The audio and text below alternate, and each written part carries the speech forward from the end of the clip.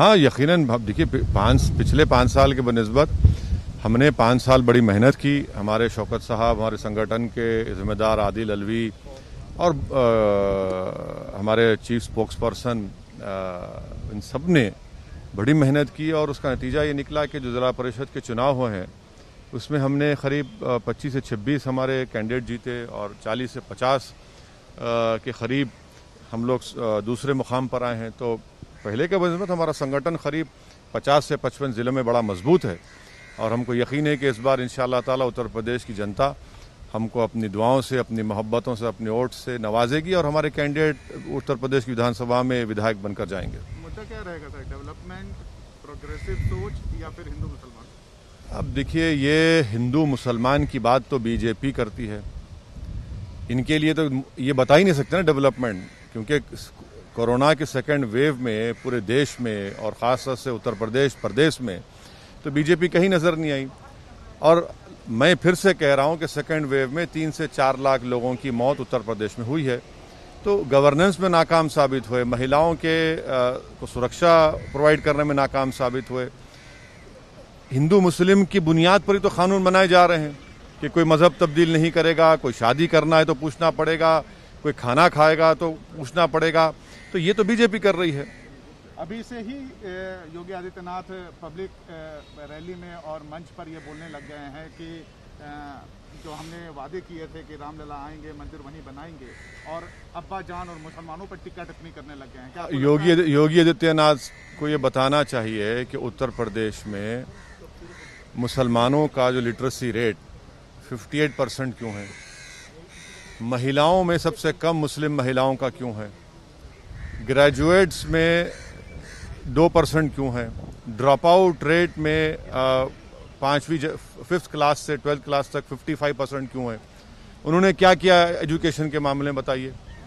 आए दिन दलित schedule caste पर उन पर जुल्म होते रहता है, महिलाओं का रेप होता है। डेवलपमेंट उन्होंने क्या किया? सेकेंड कोरोना वेव में गंगा के ऊपर पानी पर लाशें तीर रही थी और आप कुछ ज़रा भी इंसानियत आपके सीने में नहीं है कि आप इसको अपनी गलती मानते हैं। आप कह रहे नहीं, वो तो तरीक़ा है लोगों का पानी में बहाने का, नदी के किनारे दफना देने का। लेकिन क्या आपको लगता है कि जिस तरीके से अभी से ध्रुवीकरण करने की कोशिश की जा रही है उसमें चुनावी मुद्दे देखिए, इसमें आपको और हमको ताज्जुब होने की जरूरत नहीं। बीजेपी तो करती आई और करती रहेगी ना।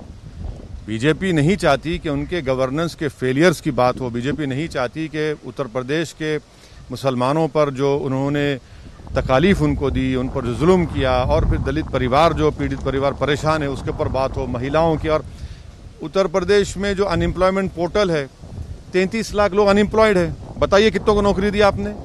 आपके गवर्नमेंट पोर्टल पर 33 लाख अनएम्प्लॉयमेंट के नाम रजिस्टर हुए हैं। इस पर कोई बात नहीं करना चाह रही। राजभर कहते हैं ओबीसी चेहरा दो, आप कहते हैं मुसलमान चेहरा दो डिप्यूटी के लिए। क्या आप लोग देखिए, हम MIM की पूरी पॉलिटिकल जो स्ट्रगल रही है और इंशाल्लाह रहेगी, वो हिस्सेदारी की लड़ाई है।